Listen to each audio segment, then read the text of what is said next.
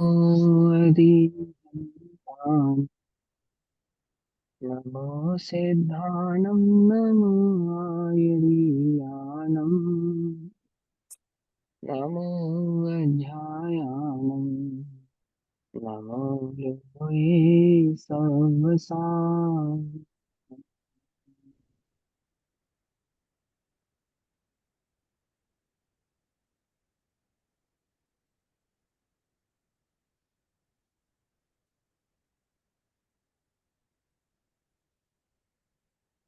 मंगलम भगवान वीरो मंगलम गौतमोगणी मंगलम कुंद कुंदाद्यो जैन धर्मोस्तु मंगलम। सर्वमंगल्य मांगल्यम सर्वकल्याणकारकम प्रदानां सर्वधर्माणां जैनं जयतु शासनम्। तज्जयति परं ज्योतिः समं समस्तैरनन्ततर्याये दर्पणतलीव सकला प्रतिफलति पदार्थमालिका यत्र।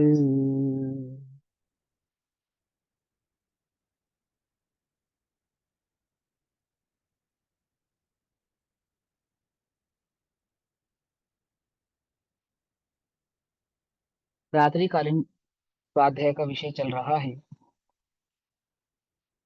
फिर पुरुषार्थ सिद्धि उपाय परमागम।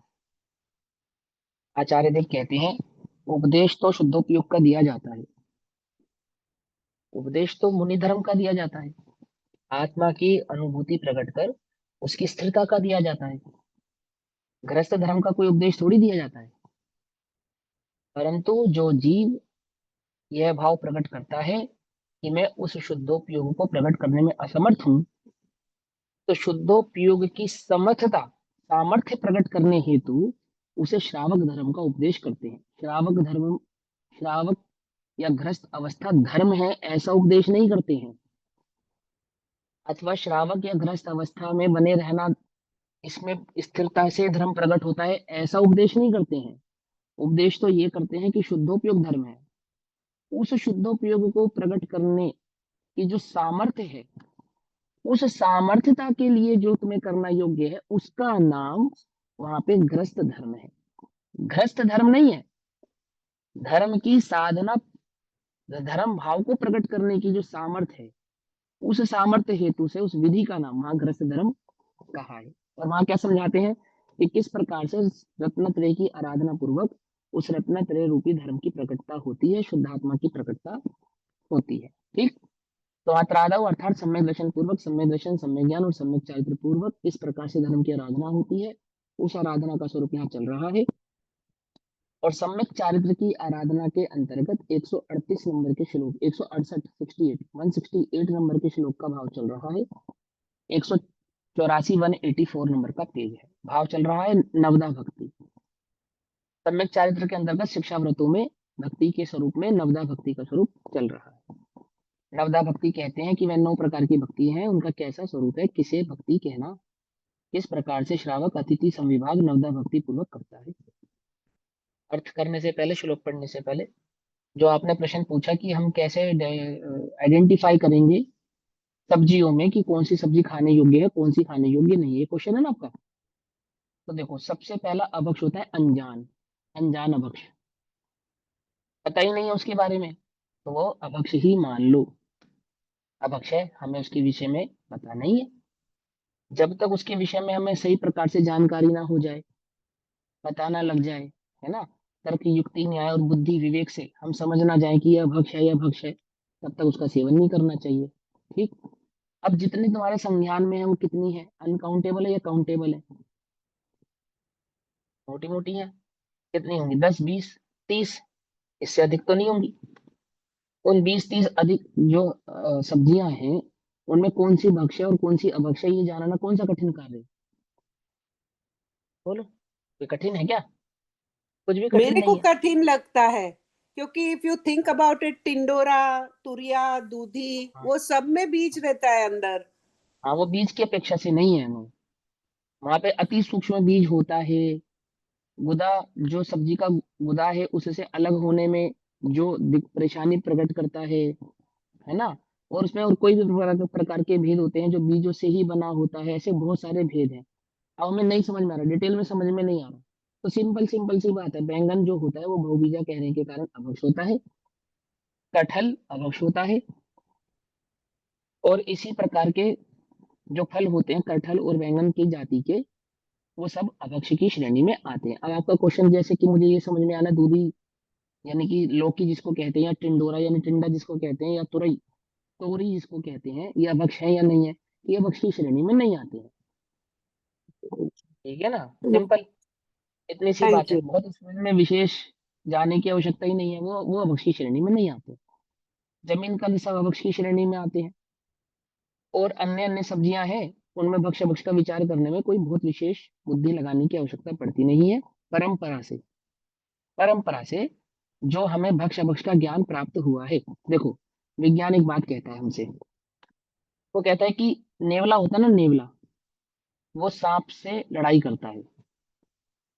तो जब नेवला सांप से लड़ाई करता है तो एक निश्चित स्थान पर ही करता है, सब जगह नहीं करता, मालूम?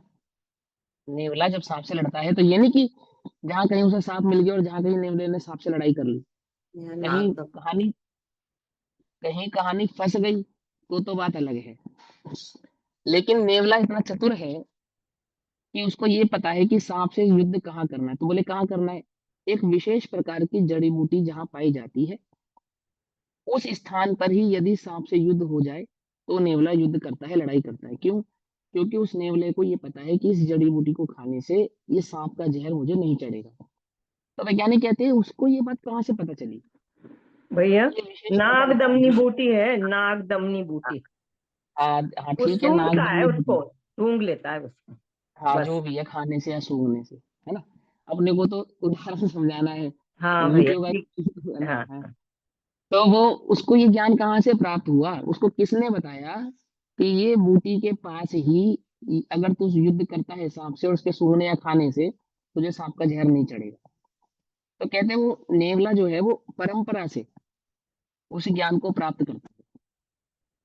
कबूतर है, चिड़िया है, जितने भी पशु पक्षी हैं, इनको कहाँ भोजन प्राप्त होगा, कहाँ भोजन प्राप्त नहीं होगा, और कौन सा भोजन खाने योग्य है, कौन सा भोजन नहीं खाने योग्य है, ये ज्ञान उन्हें परंपरा से प्राप्त होता है।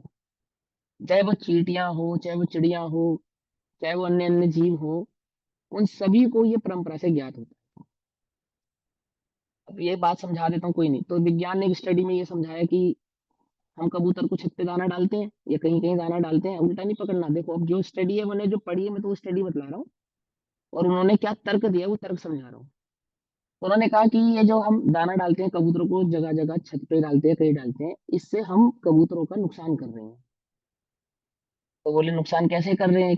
तो कहते हैं स्टडी ये कहती है कि परंपरा से जो इन्हें प्राप्त ज्ञान था कि दाना कहाँ मिलेगा, किस प्रकार से दाना पानी खोजा जाता है, वो एक दूसरे से उन्हें मिलता था। तो उस दाने और पानी की खोज में कबूतर उड़ता था। उड़ने के कारण क्या होता था, वो कई प्रकार के रोगों का शिकार नहीं होता था जो वर्तमान में हो रहा है। जैसे उस अंधा हो जाता है, या उसकी आंखों में कई प्रकार के दाने उगाते हैं, या कई प्रकार की उसको बीमारियां हो जाती हैं। तो पहले कबूतरों में इस प्रकार की कोई बीमारियां नहीं थी जो आज की डेट में पाई जाती है ना? पहले आपको मालूम है कबूतर की बीट से इलाज किए जाते थे, टॉयलेट से कबूतर की।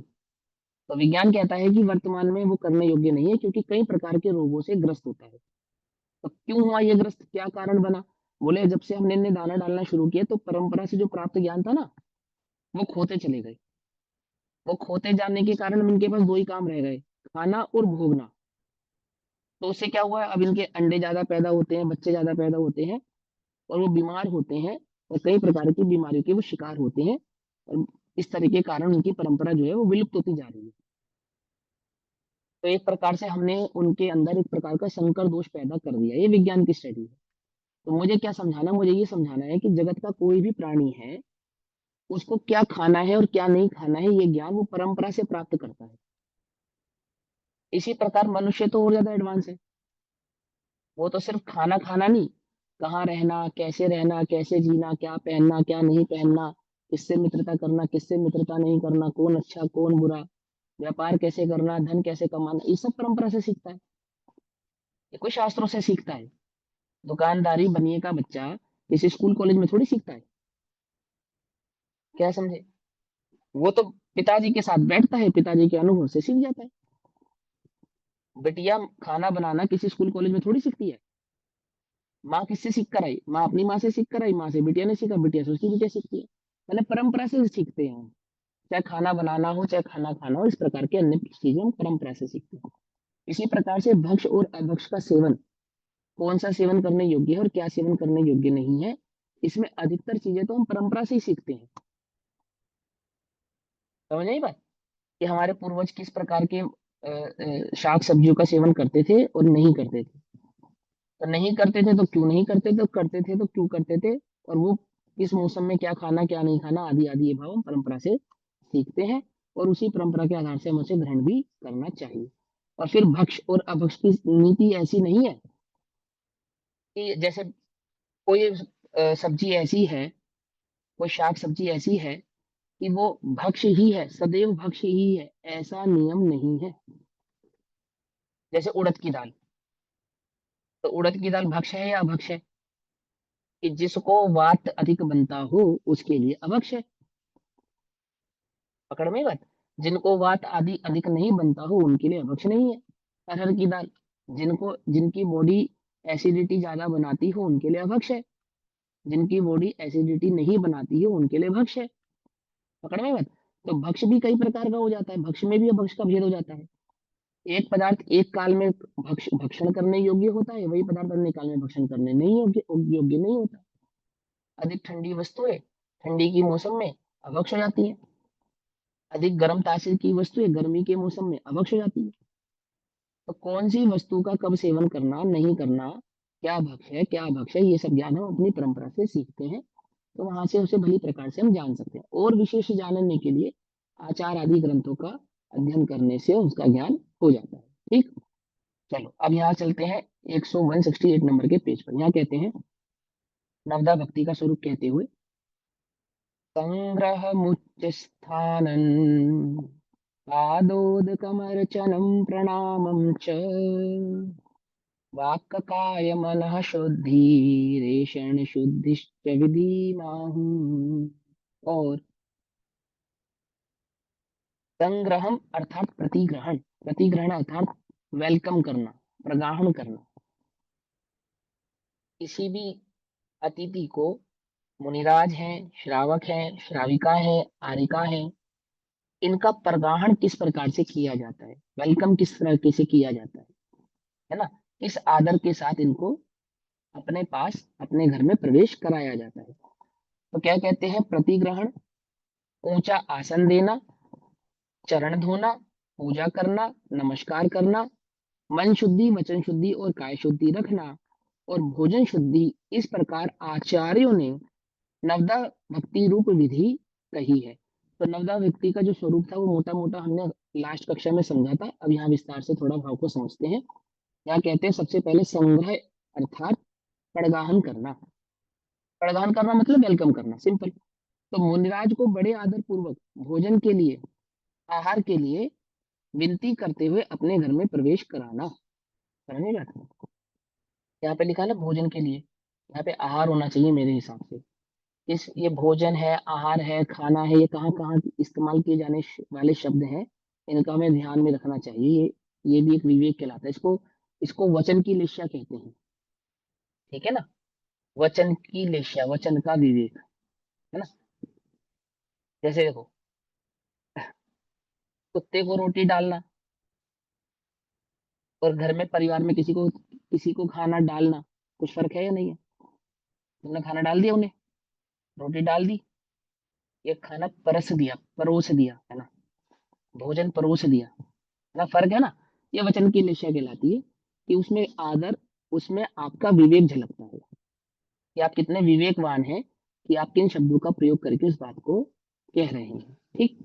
तो यहाँ कहते हैं सबसे पहले तो संग्रह समझाते हैं कि आदर पूर्वक पड़गाहन करना, यानी कि मुनिराजों को पड़गाहन करना। अब मुनिराज आकड़ी लेकर निकले।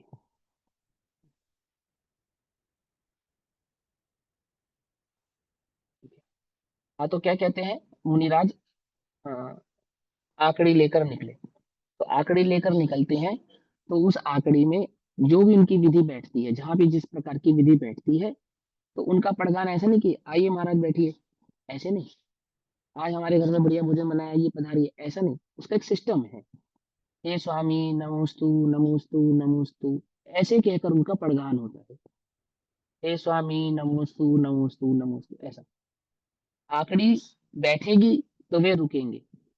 अगर वे रुक गए तो रुकने के बाद क्या करें?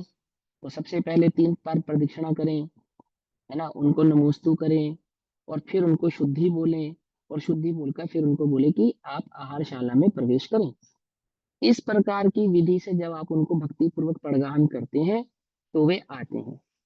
यदि नवदा भक्ति में इस प्रकार से पड़गाहन नहीं करते हैं, तो आखिरी बैठने पर भी वे आहारशाला में प्रवेश करते नहीं है, अंतराय माना जाता है। ठीक है ना? क्यों?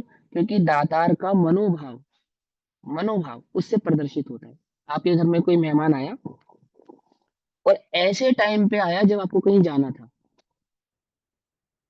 समझे? अब आप ये तो कह नहीं सकते कि मुझे जाना था, तुम आ गए। तो हमारा जो वे ऑफ टॉकिंग और एटीट्यूड, वो उसको बतलाता है कि तू गलत टाइम पे आया है। जैसे मान के चलो आप उसको पानी दोगे, तो आधा पानी ट्रे में, आधा पानी ग्लास में, क्या? समझ आई बात नहीं समझी? पानी भरते समय किचन में से 2 बर्तन गिरने की आवाज आ रही है। पानी पिलाते समय आधा पानी छलक के ट्रे में आ रहा है, आधा ग्लास में रहता है। और फिर और इस समय कैसे पधारना हुआ? हम भी बस जाने ही वाले थे, अचानक से आप आ गए। इस तरह के जो शब्द हैं, जो हम उसको जता रहे हैं, जो हमारा एटीट्यूड है, जो हमारी क्रिया है, वो बतला रहा है कि तेरी जो मनोदशा है, वो ये बतलाती है कि मैं गलत समय पे आया हूँ। समझ में बात नहीं समझ में आई, है ना?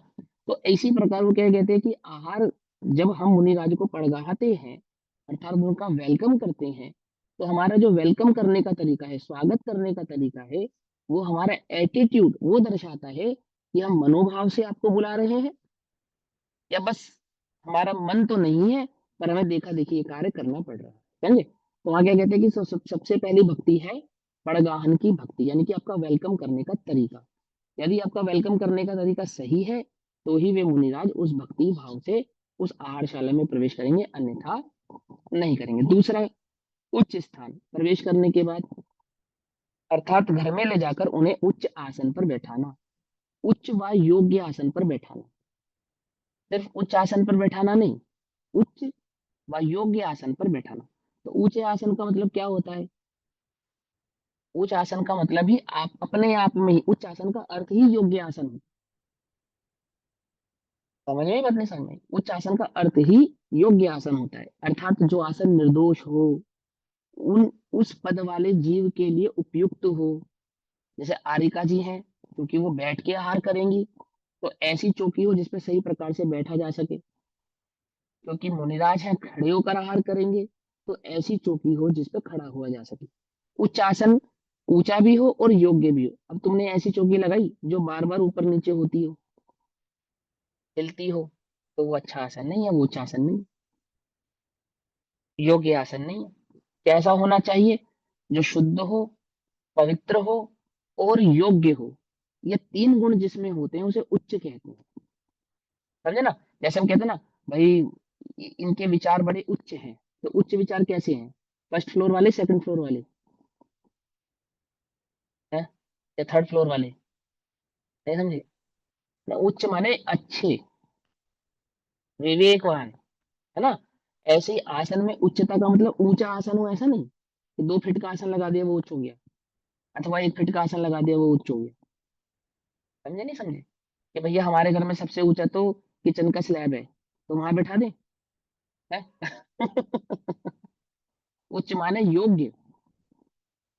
समझ में आई बात नहीं समझ में? योग्य कैसा?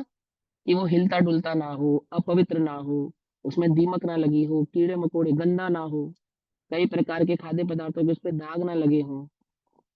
समझ में आई बात नहीं समझ में? पवित्र हो, अहिंसक हो, समझे? योग्य हो, जिसमें बैठने पर खड़े होने में आसानी हो, सहजता से जिसपे खड़ा हुआ जा सके, सहजता पे जिसपे बैठा जा सके। ठीक है ना? उसमें जीव जंतु ना चलते हो, जाले ना लगे हो, कहीं से टूटा फूटा ना हो, उबड़ खाबड़ ना हो, आधा पेंट लगाए आधा पेंट उखड़ रहा है, ऐसा हो सकता है नहीं हो सकता है? तो जो पेंट आदि से के द्वारा लेपित ना किया गया हो, लेपित आसन पे मुनिराज नहीं बैठते हैं। समझ में आई बात नहीं समझ में आई? कैसा आसन? जिसको कई प्रकार के लेप से जैसे पेंट किया गया हो या किसी प्रकार की कोई पॉलिश वगैरह की गई हो, ऐसा आसन नहीं, नहीं प्योर हो ऐसा, तो उसको उच्च आसन कहते हैं। आगे कहते हैं पादोदक, उदक, पैरों को का प्रक्षालन करना, सो पादोदक, अर्थात प्रासुक, निर्दोष जल से चरण धोना। कौन से जल से चरण धोना? निर्दोष जल से, अर्थात जो छान कर बिलछानी आदि कर कर गर्म किया गया निर्दोष जल है, उस जल के द्वारा उन मुनिराजों के चरणों का प्रक्षालन करना, यानी कि उनको साफ करना, उनको धोना। ये क्या कहलाता है? ये पादोदक कहलाता है। यहाँ पे जो नर्मदा भक्ति कही जा रही है वो मुनिराजों की मुख्यता से कही जा रही है। ठीक, पादोदक। उसके बाद अर्चन, अर्चन अर्थात पूजन करना, अर्चन करना यानी कि पूजन करना। तो अर्थात उत्तम प्रासुक अष्ट द्रव्य से उनकी पूजा करना। उत्तम माने लोक में कितने उत्तम है, कितने मंगल है? समझ में बात? ये लोक में चार उत्तम है, लोग उत्तमा। उत्तम का अर्थ ही निर्दोष होता है, समझे? उत्तम, उत्तम, उत माने उठता हुआ, अर्थात जो अंधकार यानी कि दोष से रहित हो गया है। तम माने अंधकार, तम माने दोष, उत माने उठा हुआ या विलग, उससे अलग, अर्थात जो दोष रहित है उसको उत्तम कहते हैं। समझ आई बात? उत्तम, उत्तम, तो उत्तम क्या है? ऐसा उत्तम प्रासुक, अर्थात शोधन किया हुआ। प्रासुक माने शोधन किया हुआ, उसको कहते हैं प्रासुक। अष्ट द्रव्य से उनकी पूजा करना, किनकी? उन मुनिराजों की पूजा करना, क्योंकि मुनिराजों की मुख्यता से चल रही है ना बात। अष्ट द्रव्य से पूजा किसकी होती है? बोलो। मात्र पंच परमेष्टियों की ही होती है, अन्य परमेष्टि अन्य जीवों की अष्ट द्रव्य से पूजा होती नहीं है। कि नहीं भैया? हमने पढ़ा है, क्या पढ़ा है? कि वो चक्रवर्ती ने चक्र रत्न की पूजा की, या अन्य जीव ने अन्य उसकी पूजा की, हमने ऐसे पढ़ा है। वहां पूजा का अर्थ होता है आदर करना। तो कैसा आदर करना? जैसे अपने दामाद की पूजा की, तो वहां लिखा दामाद की पूजा कैसे की? जो दामाद को देने योग्य वस्तु है उन वस्तुओं को उन्हें देकर उसकी पूजा की, पूजा की मैंने आदर प्रस्तुत किया। तो जिस जीव को जो योग्य है उस जीव का उस योग्य से आदर करना वो पूजा कहलाता है। तो मुनिराजों की जो अर्चना या पूजा है वो कैसी है? कि वो अष्ट द्रव्य से पूजा करने योग्य भाव वाले होने से उनकी आठ द्रव्य से पूजा की जाती है। तो वहाँ अष्ट द्रव्य से उनको अर्घादिक समर्पित करना ही उनकी पूजा है। ठीक है ना? और ये किसको होती है? पांच परमेष्टियों को ही होती है, अन्य जीवों को नहीं होती। आजकल प्रचलन है श्रावकों को भी अर्घ चढ़ाने का, लेकिन अनर्घ पद में वो पहुंचे ही नहीं है। अनर्घ पद किसको स्वीकार किया गया? श्रावक अवस्था को अनर्घ पद स्वीकार नहीं किया गया। मुक्त, जिस अवस्था से मुक्त हुआ जा सके, सभी प्रकार से मुक्त हुआ जा सके, वही अवस्था एकमात्र पूजनीय होती है। तो वो अवस्था कौन सी है? कि मनुष्य अवस्था में वो निर्ग्रंथ दिगंबर साधु की अवस्था है जो मुक्त होने योग्य है। मुक्त हो चुके ऐसे अनंत अवस्था है, और मुक्ति का स्वरूप वो सिद्ध अवस्था है। तो तीन अवस्थाएं ही मात्र ऐसी हैं जिन्हें मुक्त स्वरूप माना गया। कौन कौन सी? अर्यंत, सिद्ध और साधु। साधु कहने का तात्पर्य आचार्य, उपाध्याय और साधु, तीनों ही इस साधु भाव में गर्भित हो जाते हैं। ठीक है ना? इससे अलग अन्य कोई अवस्था अर्घ अर्पण करने हेतु नहीं है। तो पांच परमेष्टि ही एकमात्र अर्घ अर्पण करने हेतु होते हैं। आगे क्या कहते हैं? प्रणाम, अर्थात पूजन के बाद नम्रीभूत होकर नमस्कार करना और तीन प्रदक्षिणा देना। फिर इसके बाद क्या करना? कि नम्रीभूत होकर हमने हृदय से, मन से नमस्कार करना, और नमस्कार करने के पश्चात तीन प्रदक्षिणा देना। तीन प्रदक्षिणा किसकी दी जाती है? कि तीन प्रदक्षिणा भी पंच परमेष्टियों की ही दी जाती है। तीन प्रदक्षिणा किसका प्रतीक होती है? वो रत्नत्रय का प्रतीक होती है। ठीक है ना? रत्नत्रय के प्रतीक के हेतु से हम समूह शरण में, मंदिर में अथवा मुनिराजों की तीन प्रदक्षिणा देते हैं। आगे वाक शुद्धि। वाक शुद्धि माने विनय पूर्वक वचन बोलना। हित, मित और प्रिय, ऐसे 3 प्रकार के वचनों का बोलना ही वास्तव में वाक् शुद्धि कहलाती है। ठीक है ना? थोड़ा बोलना, ऊंचा नहीं बोलना, हंस हंस के नहीं बोलना, बहुत धीरे नहीं बोलना और ऐसे शब्द नहीं बोलना जो बोलने योग्य नहीं है। क्या कहा? समझे? ऐसे पदार्थों का नाम नहीं लेना जो अभक्ष्य है, अथवा किसी को सुनो, इस प्रकार के आवाज द्वारा बुलाना नहीं। ये मर्यादा से विहीन शब्द हैं, अमर्यादित शब्द हैं ये। सुनो, ऐसा। तो वो क्या कह रहे हैं? वो मुनिराजों के समक्ष इस प्रकार के वचनों का प्रयोग नहीं करना। हित, मित और प्रिय वचन बोलना। तो वह क्या कहलाती है? वे वचन बोलना, विनय पूर्वक वचन बोलना, ये होता है। और मुनिराजों के समक्ष भी प्रिय वचन से, अच्छे वचनों द्वारा उनका संबोधन कहना वाक शुद्धि कहलाती है। काय शुद्धि अर्थात अपने हाथ और शरीर शुद्ध रखना तथा उसकी सेवा करना, उनकी सेवा करना, ये क्या कहलाती है? काय शुद्धि। जो मुनिराजों के अंगों को किसी प्रकार से, जैसे आपने पाद प्रक्षालन किया, आहार आदि कराया, हाथ आदि या पांव आदि पे उनके किसी प्रकार का कोई पदार्थ लग गया तो उनकी शुद्धि करना, एक वो। एक अपने, जब आप आहार आदि का पड़गाहन कर रहे हैं, मुनिराज का पड़गाहन कर रहे हैं अथवा आहार आदि परस रहे हैं, तब क्या करना? तब आपके हाथ पैर शुद्ध होने चाहिए, मतलब पूरी काया निर्दोष होनी चाहिए। तो शुद्ध वस्त्र होने चाहिए, शुद्ध जल से स्नान आदि किया होना चाहिए। हाथों का प्रयोग कैसे करना मैंने लास्ट टाइम में समझा ना। उठते बैठते समय जमीन पे हाथ नहीं रखना, या हाथों से ऐसे इशारे नहीं करना, मतलब खराब इशारे नहीं करना, पकड़ में ही बात। अथवा चलते समय बहुत तेजी से नहीं चलना, खड़े रहते समय सहारा लेके खड़ा नहीं होना, पसीना नहीं पहुंचना, छींक आदि या खांसी आदि आती हो तो दूर चले जाना। समझे? अथवा कदाचित गलती से हाथ आपका जमीन आदि पे लग जाए तो सबसे पहले हाथ आदि धोना। कोई बर्तन गिर जाए तो उसको उठाना, अगर उठाए बिना काम चल सके तो उठाना नहीं। ठीक। और उठाए बिना काम ना चले तो उठाकर साइड में रखकर पहले हाथ धोना, उसके बाद अन्य बर्तन को छूना या अन्य किसी सामग्री को छूना। ये सब क्या कहलाती है? सारा विवेक काय शुद्धि कहलाती है। उसके बाद क्या कहते हैं? मन शुद्धि अर्थात मन शुद्ध करते हुए देने में भक्ति और सेवा रूप परिणाम रखना, खोटा परिणाम नहीं करना। बहुत देर हो गई और कितनी देर लगेगी, अरे ये महाराज जी तो बहुत लंबा आहार चलाते हैं, ये तो बहुत धीरे धीरे खाते हैं, ऐसे परिणाम नहीं करना। पकड़ में बात नहीं? पकड़ में। और इस प्रकार के मन में खेद खेद भाव वाले परिणाम नहीं आना, ये मन शुद्धि कहलाती है। अर्थात मन में अहोभाव होना, ये अहोभाव रखने को कहलाते हैं मन शुद्धि। फिर ऐषणा शुद्धि होती है। ऐषणा शुद्धि मतलब आहार की शुद्धि रखना। आहार देते समय, मुनिराज को आहार देते समय पहले स्वयं शोधन करना। समझ नहीं बात? स्वयं शोधन करना कि आहार में किसी प्रकार का अंतराय भाव वाला पदार्थ उपस्थित ना हो, बाल नहीं आया हो, कोई जीव ना हो, उड़कर कोई जीव ना आ गया हो। यदि कदाचित ऐसी कोई अवस्था बने बने कि आपके हाथ में कोई आहार की सामग्री है और उसमें कोई बाल आदि आ गया है, तो क्या करें? शोर नहीं मचाना, है ना? चिल्लाना चीखना नहीं, किसी को कहना नहीं, चुपचाप साइड उसको कर देना, उसको हटा देना। समझे नहीं समझे? ये क्या कहलाती है? ये सब ऐषणा शुद्धि के भेद कहलाते हैं कि अपने स्वयं से आहार देने से पहले इन सब बातों का विवेक रखना। वहां काय शुद्धि जो थी ना, काय शुद्धि में सर ढक के आहार देना। तो सर ढक के आहार क्यों देना? कि आपके बाल आदि उड़ते हैं, माथे पे आ सकते हैं, टूट के भी गिर सकते हैं, ऐसे बहुत सारे काम हो सकते हैं, है ना?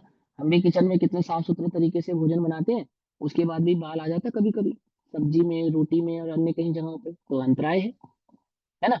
तो इन सब बातों का विवेक रखना। ऐषणा शुद्धि में जो भी मुनिराज को परसे, जल परसे, पेय पदार्थ परसे, रोटी परसे, सब्जी परसे, परंतु पहले स्वयं उसका शोधन करें और फिर उनको परसे, ये भक्ति कहलाती है। इसको कहते हैं ऐषणा शुद्धि। उसके बाद इस प्रकार नव भैया, वो आपने कहा कोई चीज यदि गिर जाती है तो एक बार उठाएंगे तो हाथ धोना। तो मुनिराज को जो अपन दे मतलब जब अपन भोजन अर्पित करते हैं तब उस समय अपन को हाथ तो नहीं, पानी से अपन को तो हाथ अपने गीले नहीं करने होते हैं ना। नहीं, हाथ धो सकते हैं, फिर कपड़े से पूछो हाथ धो ना, क्यों नहीं धो सकते? आप बिल्कुल धो सकते हैं, प्रासूक जल से धोना। ऐसे नहीं अनछड़ किसी भी जल से धोना, प्रासूक जल से अपने हाथों को धोकर सूखे कपड़े से पोंछ कर रखना ना, उसकी तैयारी रखना पहले कि कहाँ मुझे हाथ धोने हैं। और स्वयं चली, हाथ धोने का बर्तन भी स्वयं नहीं छूना होता, अन्य किसी से अपने हाथ धुलवाना, क्योंकि तुम्हारे अशुद्ध हाथों से जब तुम उस बर्तन को छूओगे तो वो भी अशुद्ध हो जाएगा। सिंपल, ये विवेक है, बस एक विवेक के जरिए। देखो ये जितने भी शुद्धियां हैं यहाँ जो बतलाई जा रही है, ये सारी अलर्ट करने वाली शुद्धियां, कि आप प्रमादी होकर कार्य ना, अलर्ट रहे, एकदम अलर्ट होकर काम करें। क्योंकि जो अलर्ट होता है ना, वही वहां पर अहिंसा का पालन कर सकता है। जो अलर्ट नहीं है वो अहिंसा का पालन कर सकता नहीं। और अलर्टनेस आपके अंदर के विवेक को दर्शाती है, प्रमाद आपके भीतर की कषाय को दर्शाता है, अलर्ट आपकी भक्ति को दर्शाता है, प्रमाद आपके अंदर भक्ति नहीं है इसको दर्शाता है। अभी देखो, जब आपको बहुत अच्छी रुचि होती है, आदर होता है, भक्ति होती है सुनने की, तो बड़े ध्यान से सुनते पढ़ते हो। और जब प्रमाद आ रहा होता है, जब अब भैया बस अब बैठ तो गए हैं, कभी वीडियो ऑफ कर लोगे, कभी कुछ करोगे, कभी आंखें झपकेंगी, कभी टूल लोगे, कभी कुछ करोगे, कभी कुछ करोगे, ऐसे है ना? तो ये क्या दर्शा रहा है? ये क्या दर्शा रहा है? दर्शा रहा है आपको भक्ति नहीं है। देखो ध्यान से समझना, आपके बैठने का तरीका, आपके सर हिलाने का घुमाने का तरीका, आपकी आंखें, ये सब दिखाती है कि आप कितने मनोयोग से उस बात को सुन पा रहे हैं या समझ पा रहे हैं। और ये जो आपका मनोयोग है ना, आपके बैठने का तरीका, आपके सुनने का तरीका, आपके देखने का तरीका, ये क्या कहलाती है? ये जिन वचन के प्रति भक्ति कहलाती है। सिंपल, बस इसी को कहते हैं। अब मैं जानबूझ के ढूंढूं ऐसी जगह जहां मैं कमर लगा के बैठ सकूं, है, और आंख बंद करके सुनूं। आंख बंद करके सुनना चाहिए नहीं सुनना चाहिए? बोलो। भक्ति ये कहती है कि आंख बंद करके नहीं सुनना चाहिए। नहीं सुनना क्या? चाहिए, क्योंकि हाँ, कंसंट्रेशन नहीं रहता, फिर वो झपकी आ जाती आप है। झपकी है वो झपकी ही है, वास्तव में झपकी है वो, समझे? और फिर वो मायाचारी करता है। अब वो किस पे गर्दन हिला रहा है उसको मालूम ही नहीं है, उसको तो बस ये दिखलाना है कि मैं सो नहीं रहा हूँ। समझे या नहीं समझे? वो हाथ हिलाना या पाँव हिलाना या सर हिलाना, ये तो सिर्फ एक सूचक है इस बात का कि मैं सो नहीं रहा हूँ, आप ये समझो कि मैं जाग रहा हूँ।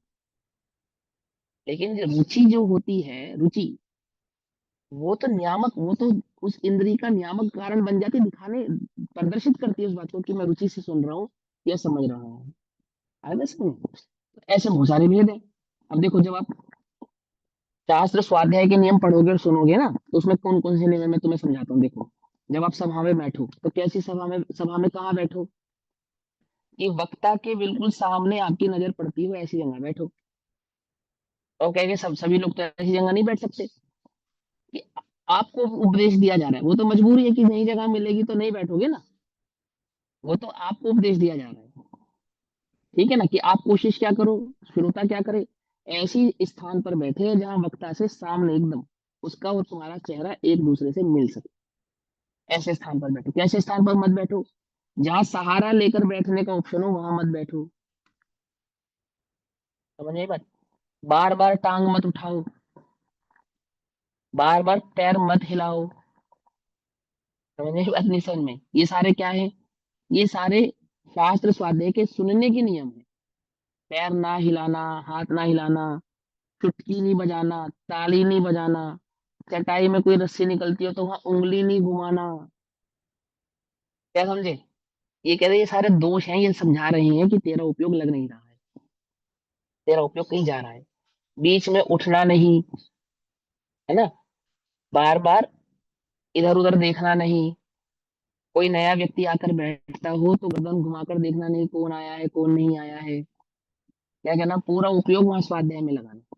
अब आजकल तो ऑनलाइन है, आजकल तो सबसे अच्छा सिस्टम है, वरना वीडियो ऑफ करो बस बात खत्म। फिर जो मर्जी करो, है ना? अभी देखो, बुरा नहीं मानना, अभी तुम स्वाध्याय करने बैठे हो ना, कायदे में तुम्हें सबको सर ढक के बैठना चाहिए, तुम सर ढक के नहीं बैठते हो। समझे नहीं समझे? और नियम ये कहता है कि सर ढक के बैठना, तो सर क्यों ढक के बैठना, क्या है वो आदर का प्रतीक है बस।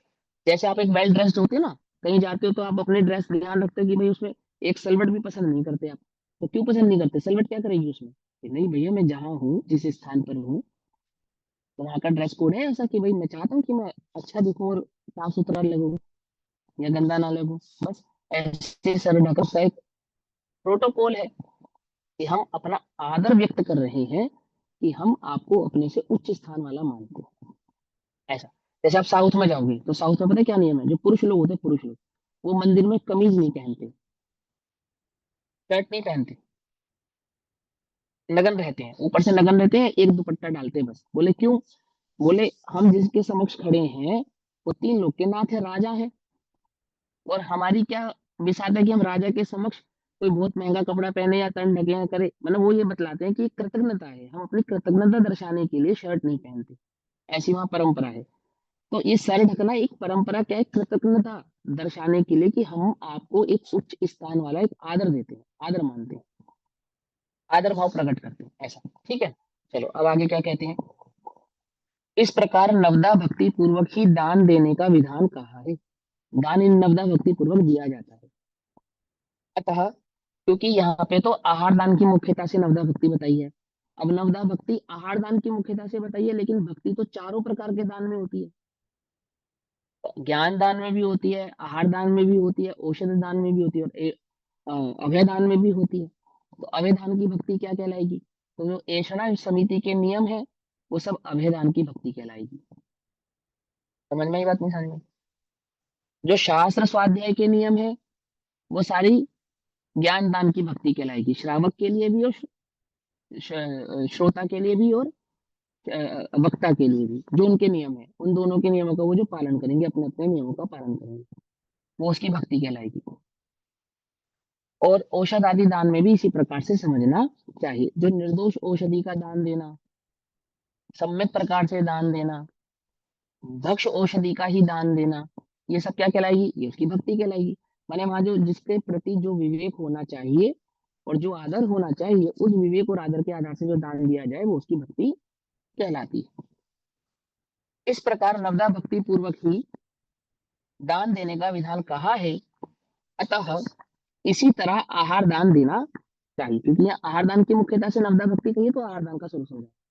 यह नवदा भक्ति मुनि महाराज के लिए ही है, ये नवदा भक्ति किसके होती है, वे मुनिराजों के लिए ही होती है, अन्य के लिए तो योग्यता अनुसार होनी चाहिए, जिसकी जैसी योग्यता है उसके अनुसार ही उसको होनी चाहिए। अब कुछ लोग प्रश्न पूछते हैं कि आर्यिकाओं को अर्घ चढ़ाएं या नहीं चढ़ाएं, ऐसा प्रश्न पूछते हैं ना, तो भाई आगम परंपरा के हिसाब से तो नहीं चढ़ाना चाहिए, सिंपल।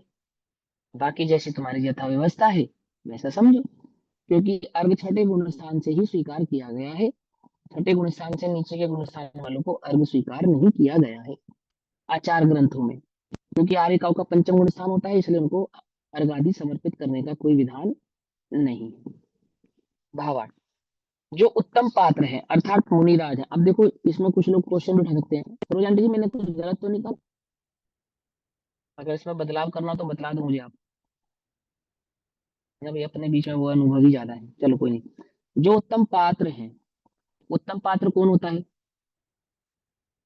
उत्तम पात्र चार प्रकार के होते हैं। सबसे पहले उत्तम पात्र होते हैं मुनिराज, फिर दूसरे नंबर पे उत्तम पात्र होते हैं आर्यिका, फिर तीसरे नंबर के उत्तम पात्र होते हैं व्रती श्रावक, जिनको हम एल्लक और शुल्लक कहते हैं, और चौथे नंबर के उत्तम पात्र होते हैं श्रावक, सामान्य श्रावक। सम्यक दर्शन तो इसमें गर्भित ही है, समझ में आई बात। पांचवा कोई पात्र, पांचवा कोई पात्र नहीं होता, आप उसे करुणा आदि तो कह सकते हैं, बाकी वे सब कुपात्र की श्रेणी में ही रखे गए हैं। मैं समझाऊं, पात्र कैसे होते हैं, पात्र चार प्रकार के होते हैं। पहला पात्र कौन होता है, मुनिराज ही सबसे उत्तम पात्र होते हैं। दूसरे नंबर के पात्र आर्यिकाएं होती हैं। तीसरे नंबर का पात्र व्रती श्रावक, जिनको हम एल्लक और शुल्लक कहते हैं, ठीक। और फिर सामान्य श्रावक, पहली प्रतिमा से लेकर 10वीं प्रतिमा तक के श्रावक वो सामान्य, अव्रती श्रावक भी पात्र में आता नहीं है, उल्टा नहीं पकड़ना मेरी बात को, ध्यान से समझना।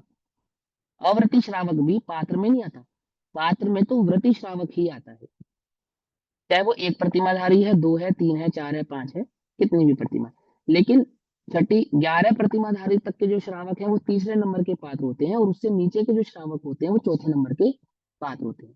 बाकी सब सामान्य पात्रों की गिनती में आते हैं, और विधर्मी आदि कुपात्रों की गिनती में आते हैं। माने जिनके जीवन में धर्मादि भाव नहीं है, जिनकी कषाय मंद नहीं है, जिनको भक्ष भक्ष का विवेक नहीं है, जिनके जीवन में अनुचित कार्य और उचित कार्य का भेद नहीं है, ऐसे सभी प्राणी किसके पात्र नहीं है? बोले दान के पात्र नहीं है। करुणा के पात्र तो है, करुणा के पात्र तो है, किसके पात्र नहीं है?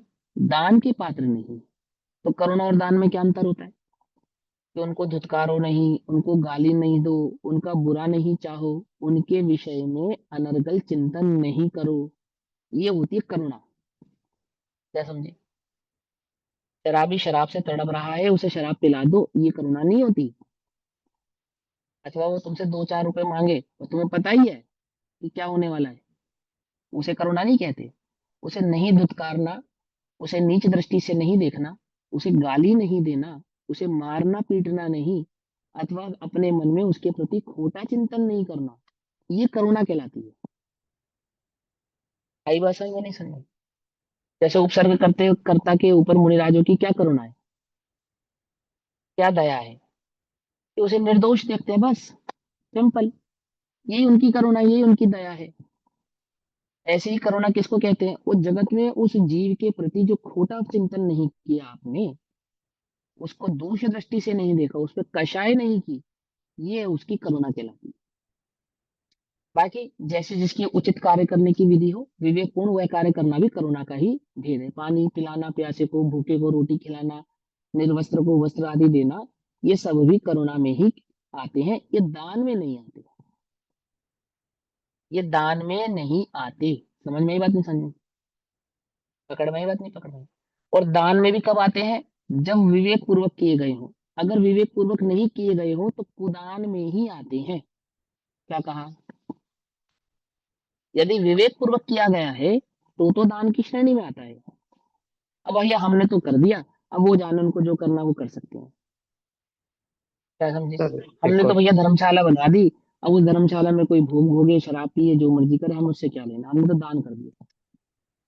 वो तो कुपात्र है, वो तो कुदान है, वो नहीं कहलाता दान। भाई बस समझ में नहीं समझ में? पकड़ में आती है बात नहीं पकड़ में आती? अब दान का बहुत विस्तृत चैप्टर है, और उसको पूरे विस्तार भाव से समझना पड़ता है। दान देने से पूर्व क्या करना, दान। अब रत्नाकरण शावकाचार में सदाशिव दास जी ने टीका में लिखा, दान की टीका में, रुपया दान करने का नियम क्या है? तो बोले रुपया दान करने का सबसे पहला नियम यह है कि दातार के सर पे कर्जा नहीं होना चाहिए। यदि दातार के सर पे कर्जा है तो पहले कर्जा खत्म करे, दान बाद में देवे। फिर दूसरा नियम बतलाया। दूसरा नियम क्या है? कि घर में जिसको जिस चीज की आवश्यकता है, ऐसी योग्य सामग्री का होना अनिवार्य है। यदि घर में बच्चे की स्कूल की फीस नहीं गई है, या घर में कोई भूखा है, कोई बीमार है, उसको दवा नहीं हुई है ना, किसी को किसी चीज की आवश्यकता आपने वो नहीं करी है, तो पहले वो करे, दान ना करे। फिर तीसरा बतलाया कि जो सगे संबंधी रिश्तेदार हैं, उनके घर में कोई समस्या धन के कारण नहीं होनी चाहिए। यदि उनके घर में कोई समस्या है धन के कारण, तो पहले उसको संभाले। क्यों? बोले साधर्मी भी धर्म चक्र का एक रत्न है। समझे? एक साधर्मी बचेगा तो धर्म की बहुत परंपरा बचेगी। वो बड़ी मुश्किल से संघी पंचेंद्रिय पर्याय मिली, फिर उसमें भी मनुष्य जन्म मिला, और फिर उसमें भी जैन कुल मिला। अब तुम उसकी भी रक्षा नहीं करोगे तो मंदिर बनवाओगे किसके लिए? किसके लिए बनाओ? जैन ही नहीं बचेंगे तो मंदिर का क्या करोगे? वो मंदिर तो मस्जिद बनी जाएंगे। क्या समझे? उनको कितनी देर लगेगी, खंडर है वो तो। आई ना समझे? तो क्या कहा उन्होंने कि वो पहले उसकी रक्षा करना। फिर चौथे नंबर पे क्या करना? चौथे नंबर पे कोई साधर्मी पड़ोसी हो, सामाजिक समाज का कोई साधर्मी हो, उसको आवश्यकता हो, तो पहले उसकी आवश्यकता पूरी करना। और इतना होने के बाद यदि धन बचता हो तो दान करना। कहाँ लिखा? ये रत्नाकरण शावकाचार में सदाशिव दास जी ने दान की विधि बतलाई, धन देने की। समझ नहीं पाती समझ में। अब आंख बंद करके मान को पोषण करने के लिए, जगत में मेरी वाहवाही हो इसके लिए, या अन्य प्रकार के लोभ आदि के लिए जो दान दिया जाता है, वो दान की विधि के वास्तविक विधि उसको दान को स्वीकार किया जाता नहीं है ना। अब उसके और भी बहुत सारी प्रोक्सीज हैं, वो द्रव्य क्षेत्र काल भाव के अनुसार हमें समझ लेनी चाहिए। हाँ, अब आप पूछो क्या पूछो।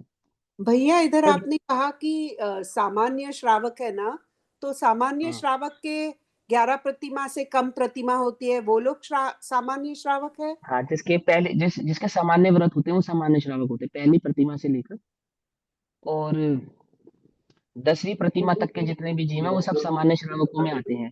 क्योंकि श्रावकों में दो भेद होते हैं ना, व्रती और अव्रती। तो जो अव्रती श्रावक किसको कहा? अव्रती उसको कहा जिसके जीवन में एक भी व्रत नहीं है, उसको अव्रती का। सिंपल। एक भी व्रत नहीं है मतलब वो दर्शन प्रतिमा आदि वाला एक भी व्रत नहीं है वो। यूं तो उसके जीवन में रात्रि भोजन आदि का त्याग तो है, अभक्ष आदि का त्याग तो है, सप्तव्यसन का त्याग तो है, परंतु सप्तव्यसन का त्याग, तीन मकार का त्याग, रात्रि भोजन आदि का त्याग, उदंबर फलों का त्याग, ये उसको कोई व्रत नहीं कहलाता, ये तो सामान्य श्रावक बना कहलाता है। और इतना होवे तो अव्रती कहलाता है।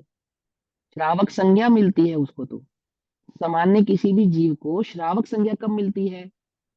बोले जब वो 5 उदंबर का फल का त्याग करता हो, तीन मकार, सप्तव्यसन का, रात्रि भोजन का त्याग हो, तब तो हम उसको श्रावक कहते हैं। और वही जीव जब पहली प्रतिमा आदि को धारण करता हो तो उसे व्रती श्रावक कहते हैं। अंतर समझ में आया नहीं समझ में आया? अव्रती कौन है? अव्रती माने जिसके जीवन में इतने नियम हैं, तो इस इतने इतने व्रत हैं तो श्रावक, इसको व्रती नहीं कहेंगे, नहीं, इसको श्रावक कहेंगे। ये श्रावक है। देवशास्त्र गुरु का श्रद्धानी है, रात्रि भोजन नहीं करता है, तीन मकार, 5 उदंबर फल और सप्तव्यसन का त्यागी है। ये तो कौन हो गया? अव्रती श्रावक हो गया। और फिर जो पहली प्रतिमा आदि को धारण करके नियमबद्ध होता है वो व्रती श्रावक की श्रेणी में जाता है। और उन व्रती श्रावकों में भी उत्तम व्रती श्रावक कौन होते हैं? वो जो एल्लक क्षुल्लक होते हैं वो उत्तम व्रती श्रावक होते हैं। समझ नहीं बात? भेद समझ में आ रहा है नहीं आ रहा? और फिर उनसे ऊपर आर्जिका है, फिर उनसे ऊपर मुनिराज। ऐसे समझना चाहिए। और सर बताओ। मेरा करुणा तो भावों में व्यक्त की जाती है और दान जो है वस्तु के हिसाब से प्रदान की जाती है। हाँ, तो तो क्या करुणा ये किसको नहीं? कहना? मैंने बताया ना कि सामान्यतः आप किसी को जल पिलाते हैं, प्यासे को पानी पिलाते हैं, निर्वस्त्र को वस्त्र देते हैं, भूखे को रोटी देते हैं, वो सभी करुणा के अंग में ही कहलाते हैं। लेकिन यदि वे विवेक पूर्वक किए गए हैं तो वो करुणा कहलाती है। और अविवेक भाव से किए गए हैं, विवेक नहीं है उनके अंदर, प्रज्ञा से नहीं किए गए हैं, तो वे कुदान ही कहलाते हैं। और वास्तविक करुणा किसको कहना? कि चित्त में, अब ये मेरे को एक बात सुनाओ, कि आपके पास पानी नहीं है किसी प्यासे को पिलाने के लिए, या धन नहीं है किसी को देने के लिए, तो आपके चित्त में करुणा नहीं है, इसका मतलब। हम्म, फिर करुणा तो तब भी हो सकती है ना। तो करुणा की परिभाषा क्या है? करुणा की परिभाषा यह है कि किसी जीव का बुरा नहीं चाहना, किसी जीव को नीच दृष्टि से नहीं देखना, किसी जीव को बुरा भला वचन नहीं कहना, अथवा उसको दुख नहीं देना। इस प्रकार का जो कषाय का परिणाम नहीं होना, इसका नाम करुणा है। और फिर कुछ दिया जाए तो दान है। पकड़ में ही बात नहीं पकड़ में? बस। यदि सम्यक रीति से विवेक पूर्ण दिया जाए और योग्य पात्र को दिया जाए तो सुदान है। योग्य पात्र नहीं है, विधि भी योग्य नहीं है और वस्तु भी योग्य नहीं है, तो कुपात्र दान है। समझ नहीं बात है? अब जैसे मुनिराज को मोबाइल देना अथवा उनके मोबाइल का रिचार्ज करा देना, उल्टा नहीं पकड़ना। क्या है ये? दान है ना। मुनिराज तो सुपात्र है। उदाहरण। ठीक है। जो त्यक्त है, जो विषय त्यक्त है, त्यक्त विषय का सेवन कराना, ये कौन सा दान है?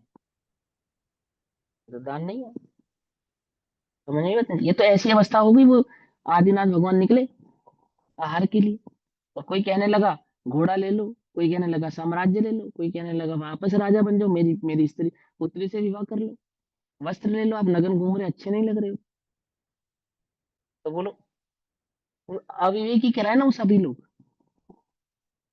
सभी लोग अविवेकी कहलाए ना। विवेक नहीं है, उन्हें पता ही नहीं है, विवेक नहीं है ना, कि किसको क्या कहना, किसको क्या प्रस्तुत करना, किस प्रकार से प्रस्तुत करना। तो योग्य जीव को योग्य वस्तु का प्रासुक विधि से उत्तम वस्तु का जो देना होता है वही वास्तविक दान होता है, अन्य चीजें दान होती नहीं है। ठीक, अब जो इसका भावार्थ है वो हम कल पढ़ेंगे, भी समय हुआ, तब तक के लिए सभी को जय जिनेन्द्र। ओम नमः सिद्धेश्वर।